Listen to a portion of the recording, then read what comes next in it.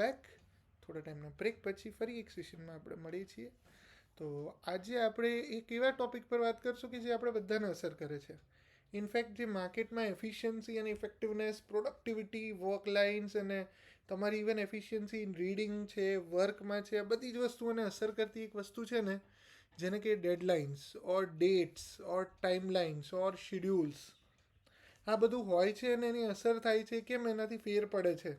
અને ઇવન આનું એક સિમ્પલેસ્ટ મને આ ટૉપિકનો આઈડિયા એવી રીતે આવ્યો કે many times I have face this question from almost all aspirants, majority, may be 50%થી વધારે લોકો મને એવું કહે છે કે સર મેન્સની ડેટ ક્યારે આવશે.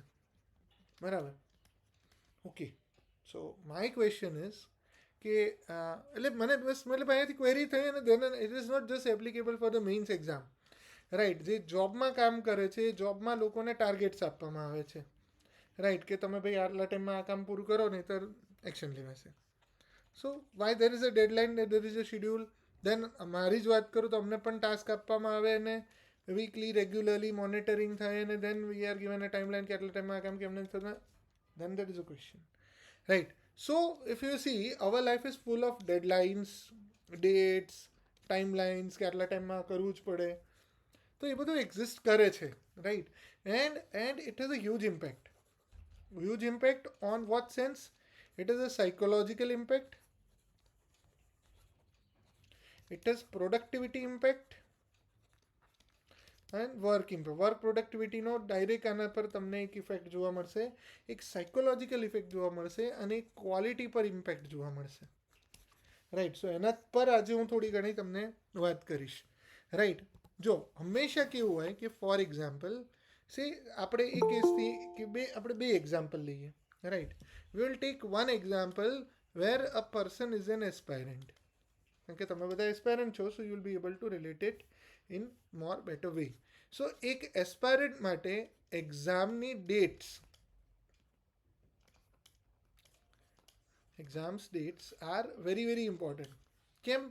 તો કે એનાથી એને એ ડેટ પર આજની તારીખથી, if this is today and if this is the exam day, so અહીંયાથી એના બાબલાને એને કઈ રીતે નાચાવવું, કૂદાવવું, કામ કરાવડાવવું, એનો આખો શિડ્યુલ કયા દિવસે શું વાંચવું, એના એ સિનારીઓઝ ક્રિએટ કરી અને એ પ્રમાણે તૈયારી કરી શકે. Right. This is one thing. કે આનાથી શું થશે કે જેવી તમને ડેટ્સ મળશે ને, એટલે તમે શું કરશો કે now you can better plan systematically અને પોતાની જાતને ટાઈમને અવેલેબલ રિસોર્સને ઇફેક્ટિવ યુટિલાઇઝેશન કરી શકશો. Right. This is one very important aspect. But the situation is કે જ્યારે તમારું આઉટકમ કે પ્રોડક્ટિવિટી ખાલી ટાઈમ કેટલો બાકી છે એના પર જ હોય ને, તો એક છે કે જે નવો વર્ડ આવે છે પ્રોક્રાસ્ટિનેશન. ખબર છે? પ્રોક્રાસ્ટિનેશન. આને સાદી ભાષામાં આપણી એક કહેવત છે હિન્દીમાં કે ગુજરાતીમાં, આજ કરે સો કલ કરે સો પરસો, ઇતની ભી ક્યાં જલ્દી હૈ યારો, જબ પડે હૈ બરસો. મતલબ તમે ત્યાં સુધી એક્ટિવેટ નહીં થાઓ. This is what I practice best while I was in engineering. આ મેં એન્જિનિયરિંગમાં બહુ મસ્ત કર્યું હતું. I tell you the example. Exam હોય તો જનરલી અમે આખું વર્ષ તો મતલબ હું ક્લાસમાં હું તો ધ્યાન આપું, પણ અધરવાઇઝ કંઈ નહીં. એટલે 6 મહિનાનું હોય તો જનરલી આપણે 4-5 મહિના તો કોલેજમાં ભણવામાં ને બધામાં જતા રહે, થોડું ઘણું ધ્યાન હોય. પછી એકાદ મહિનામાં છેલ્લે થોડું થોડું સિરિયસ થાય ને બધું જર્નલ પતાય નહીં બધું હોય. પછી આવે 1 મહિના પહેલાં રીડિંગ આવે. એટલે આપણે ડિમાન્ડ કરીએ કે નાવ વી વિલ રીડ, હો જ્યાં ખરેખર વાંચવાના હોય એમ. પછી રીડિંગ વેકેશન આવે. રાઈટ. નાવ ફની થિંગ હેપન્સ. મારા કેસમાં એવું થતું કે 30 દિવસ બાકી છે, ઓહો, અને 6 સબ્જેક્ટ છે. 6 સબ્જેક્ટ અને 30 દિવસ પર સબ્જેક્ટ 5 દિવસ છે મારી જોડે. કાંઈ વાંધો નહીં, આટલામાં તો બધું થઈ જાય. Right. So what will happen કે એક સબ્જેક્ટ માટે 6 દિવસનો સિનારીઓ, ટોટલ 30 ડેઝ બાકી છે. એટલે હજુ એમ વિચારો ઓર દૂર ઓર નજદીક આને દો, એટલે 20 દિવસ થાય. 5 કે 6 સબ્જેક્ટ છે, એટલે હજી હું વિચારું ના હજી તો 18 દિવસ થવા દો. એટલે 18 દિવસ વિચારો હજી તો 3 દિવસ પર સબ્જેક્ટ. આ તો હવે કંઈ નથી. Gradually it will come to 6 days 6 subjects. પછી હું વિચારું કે જો હજી તો 6 દિવસ છે, એમાંથી છેલ્લા 3 દિવસ છે ને એ સબ્જેક્ટ 1ને આપીશું, અને બાકીના જે 3 દિવસ છે ને એમાંથી જે ડિફિકલ્ટ સબ્જેક્ટ છે ને એમાંથી થોડું થોડું જોવાનું ચાલુ કરું. પછી તો મગજ એક્ટિવેટ થાય, હલા હવે કંઈક કરવું પડશે. રાઈટ. પછી બી હજી થાય કે ના હજી તો વાંધો નહીં, હજી બધા પેપરની આગળ એક દિવસ તો છે ને વંચાઈ જશે. નાવ ધ મેઇન પ્રોબ્લેમ કમ છેલ્લા 3 દિવસ બિફોર ધી એક્ઝામ સ્ટાર્ટ, જેમાં તમે વિચાર્યું છે કે તમે એક્સ પેપર જે પેપર 1 છે એની તૈયારી કરશો, અને ત્યારે તમને ખબર થાય હાય પેપર 1નો તો સિલેબસ આવડો મોટો છે. અને મારા જેવા વળી નવી ભૂલ લઈ આવે કે 3 દિવસ પહેલાં એક આખો દિવસ એવા ચેપ્ટર વાંચશે ને એવું ઇન્ટ્રોડક્શનમાં કાઢશે જેને રાતે સિલેબસ તો જોવા નહીં હોય, સિલેબસ જોઈને ખબર પડે હાય હાય આ તો સિલેબસમાં જ નહોતું. Right. So what you will do, હવે 3માંથી 2 દિવસ થઈ ગયા, 2 દિવસની છેલ્લા દિવસે પેનિક મારશો ને પછી તમારું મગજ કામ કરશે. Many of the aspirants are doing the same. એક્ઝામને ડેટ ના મળે ત્યાં સુધી શું કરવા આટલું બધું લખવું, ત્યાં સુધી શું કરવા વાંચવું, એક્ઝામની ડેટ મળે પછી અમે એફિશિયન્ટ થઈ જઈશું. અલા ભાઈ, એફિશિયન્ટ થવું હોય તો કાં તો પહેલેથી થવાય કાં તો ના થવાય. Is my message very clear? Right. થોડું વાગ્યું હોય તો ઠીક છે, but the thing is it is real, right? It happened with me and hopefully so it is happening with you as well. બરાબર. તો શું થાય, હંમેશા યાદ રાખવાનું કે મેઇન્સની એક્ઝામ અર્લીએસ્ટ ડેટ પર ધારી લો. જેટલા લોકો મને આ સવાલ પૂછે છે ને, તમને લાગે ને કે જે અર્લીએસ્ટ ડેટ છે કે 3 મહિનાની અંદર એક્ઝામ છે, હવે એને એક્ઝામના 3 મહિના પછી છે એમ જ માનીને તૈયારી કરો. અને ધ પ્રોબ્લેમ વિથ કે earlier approach which was applicable in engineering studies is never applicable in GPSC or UPSC examination. GPSC કે યુપીએસસીની એક્ઝામિનેશનમાં ટ્રસ્ટ મી આ એપ્રોચ નહીં વર્ક કરે. Because there you can have a limited syllabus. The syllabus is from fixed area, fixed source, and the things are always static, right? એમાં હવે તમે એન્ટેનાનું paper છે, so there will be limited theories, એનો lobe છે, એની patterns છે, એના પર જ તમે જોશો, right. You will not go beyond that. અને પ્રેક્ટિકલ સવાલ હશે બહુ થોડા મેથમેટિકલ કેલ્ક્યુલેશન આપશે.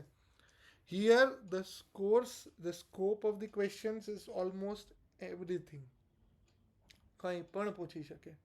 સો in that scenario if you miss or waste one day, it will cost you everything, right? So that is why my suggestion to all those is કે જ્યારે તમે પ્રોડક્ટિવિટીને, અને ઘણા લોકો એવું છે મને ડેટ ખબર પડી કે બધા હા આપણી તો એફિશિયન્સી આમ ઇન્ફાઇનાઇટ, આપણે એકવાર વાંચીએ એટલે તો આમ રામાનુજન ને આઇન્સ્ટાઈન ને બધા ઘૂંટણા ટેકી દે. It actually never happens, right. અને in fact what I have seen is કે જનરલી એ આપણા પર એક પ્રેશર લાવે છે.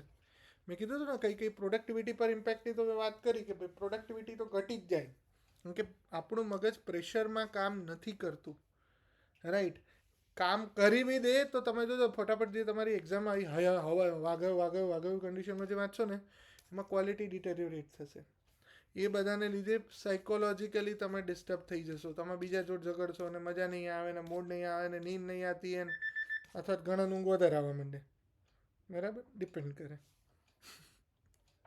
But the thing is very clear. Don't work as per the dates. Don't wait for the schedules to come. If you want to act, act right now. If you want to be efficient immediately. Always remember, આપણી લડાઈ એ સાઇનુસોડલ વેવથી નહીં ચાલે.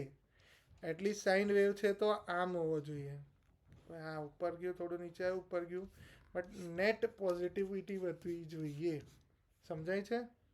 હજુ એન્જિનિયરિંગના diagram દોરું છું. My God, હદ થઈ ગયા તો ચલો, anyway, so it is good to remember that I have gone through those things as well. But I hope you are getting the message. તો બહુ સિમ્પલ છે.